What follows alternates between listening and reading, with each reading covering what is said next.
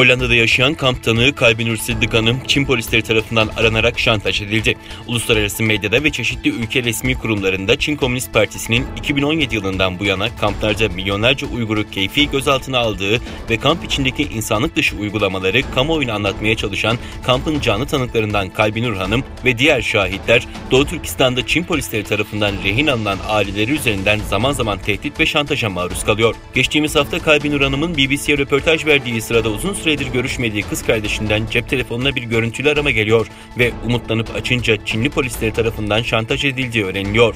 Bilgilere göre Kalbinur Hanım'ın 17 Şubat'ta Urumçi'de ikamet eden kız kardeşi ve diğer akrabaları Çin Ulusal Güvenlik elemanları tarafından karakola çağrıldı ve ailesiyle tehdit edildi. En kısa zamanda memlekete döneceği konusunda akrabalarından zorla taahhüt alındığı aktarıldı.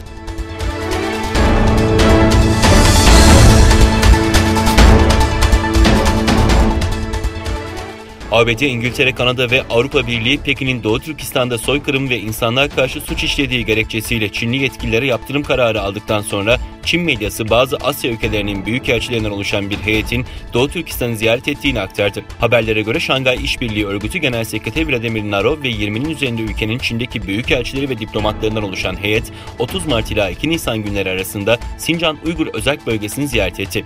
Ermenistan, Tacikistan, Belarus, Nepal, Azerbaycan, Moldova, İran, Pakistan ve Rusya dahil birçok ülkenin içindeki diplomatları Xinjiang'da terör ve aşırıcılıkla mücadele temalı sergiyi gezdi.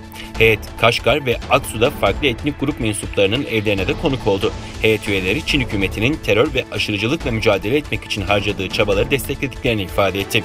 Çin, Doğu Türkistan'daki soykırım ve asimilasyon politikalarını sözde terörle mücadele adı altında yürütüyor.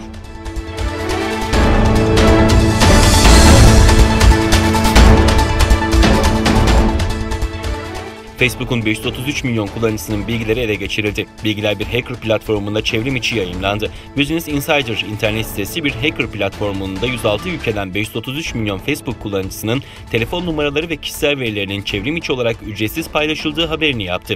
Yayınlanan kişisel bilgilerin 32 milyondan fazlasının ABD'den, 11 milyonunun Birleşik Krallık'tan, 6 milyonunun Hindistan'dan olduğu ifade edildi.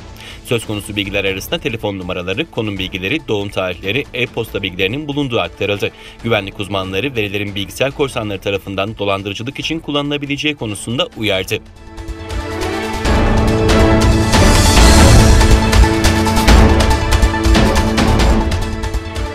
Avrupa Birliği, Ürdün'de darbe girişimi iddiasıyla 20 kişinin gözaltına alınmasının ardından Ürdün Kralı 2. Abdullah'a destek verdiklerini açıkladı.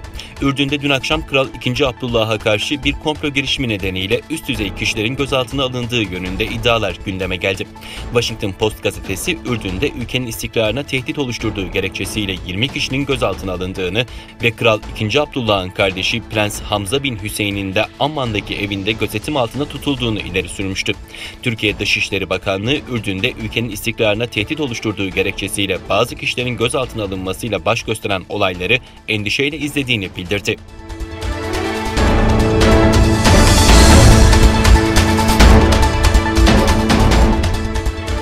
Birleşmiş Milletler tarafından açıklanan verilere göre dünya genelindeki mülteci sayısı 80 milyonu aşarken çoğunluğu Müslümanlar oluşturuyor.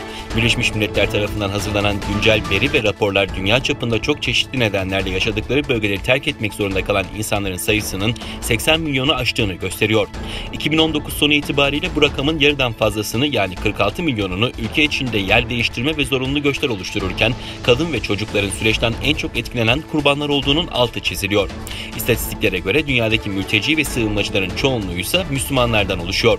Birleşmiş Milletler raporları mülteci hareketlerinin 3'te 2'sinin yalnızca şu 5 ülke kaynaklı olduğunu vurguluyor. O ülkeler Suriye, Afganistan, Sudan, Myanmar ve Somali. Listede İran'la Suudi Arabistan'ın savaşına sahne olan Yemen de üst sıralarda bulunuyor.